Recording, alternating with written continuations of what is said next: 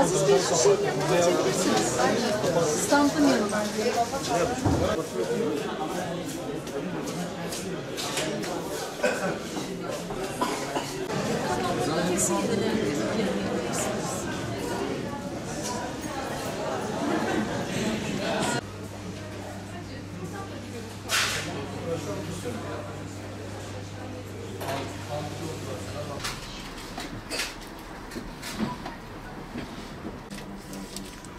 Dedik ki madem kan veriyoruz bir de haberleştirelim.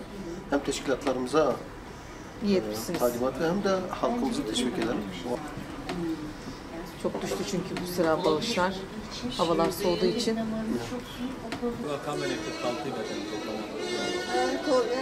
Torunu.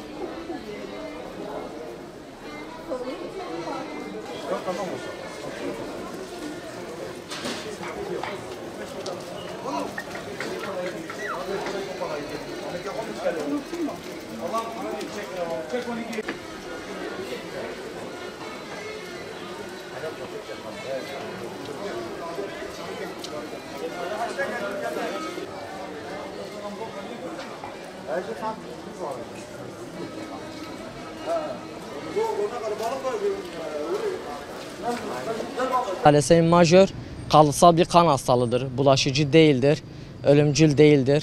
Sadece iki taşıyıcı evlendiği zaman bu meydana geliyor. Hasta çocuklar oluyor ve hayatları boyunca sürekli hastanelerde tedavi görüyorlar. Bu da onlara psikolojik olarak bir eziyettir. Yani bugün talasemi olduk diye kimse hayattan vazgeçmiyor. Tedavisi var, ilaç tedavisi var, tıp gelişmiş ve hayatın geri kalanını sağlıklı bir şekilde yaşayabilirler. Şu an Batman'da tedavi gören hastalarımızın sıkıntıları kandır. Kanlar zamanında temin edilirse gelişimleri düzenli olur, yaşam fonksiyonları sağlıklı gider. Normal sağlıklı insandan hiçbir farkı kalmaz. Ama kan almadıkları zaman hayata tutunma güçleri düşüyor, yaşam fonksiyonları düşüyor, kaliteleri düşüyor. Yani bu hastaların yaşama kalma sebepleri kan ihtiyacıdır. Bu da siz halkımıza gelecek bağışlarla oluşuyor. Şu an Türkiye'de güncel sayıyla beraber 500 bin üzerine talasemi hastamız mevcut. Türkiye'de 25 derneğimiz var. Batman Derneği içinde olmakla beraber ve biz 2002'den beri Türkiye geneli Sağlık Bakanlığı'ndan aldığımız onayla beraber resmi nikah öncesi talasemi testi zorunluluğu kılındı. Ama buna rağmen kırsal bölgelerde hala resmi nikah yapılmıyor. Yani resmi nikah yapılmadığı için gözden kaçıyor. Çocuk sağlıklı doğmuyor.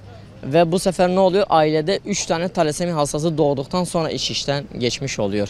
Biz bunları ısrarla söylüyoruz. Test yaptırın, bilinçlendirme yapıyoruz, seminerler veriliyor. Ama hala halkımız test yapmamakla ısrar ediyor. Batman'da mevcut 400 tane talasemi majör hastası var. Bu hastalar 3 haftada bir düzenli olarak kan transfüzyonu alıyor.